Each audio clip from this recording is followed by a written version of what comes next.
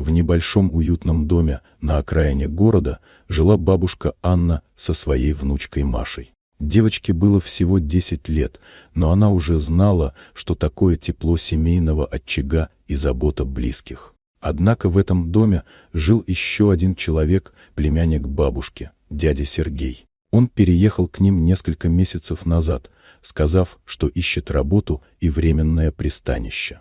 Бабушка, добрая и доверчивая, не смогла отказать родному человеку. Сначала все казалось обычным. Сергей помогал по хозяйству, иногда шутил с Машей, и в доме царила привычная атмосфера.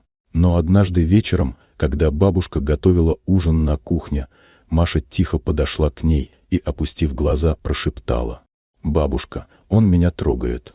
Слова девочки прозвучали, как гром среди ясного неба. Бабушка замерла, ее сердце сжалось от ужаса и гнева. Она опустилась на колени перед внучкой, обняла ее и спросила: «Машенька, что случилось? Расскажи мне все, не бойся».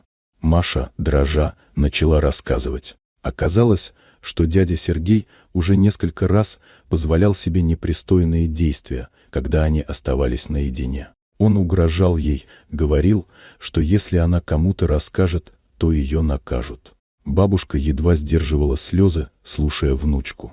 Она крепко обняла Машу и пообещала, что больше никто не причинит ей вреда. В ту же ночь бабушка Анна вызвала полицию. Она не могла поверить, что ее родной племянник способен на такое, но защита внучки была для нее важнее всего. Полиция приехала быстро. Сергея задержали прямо в доме.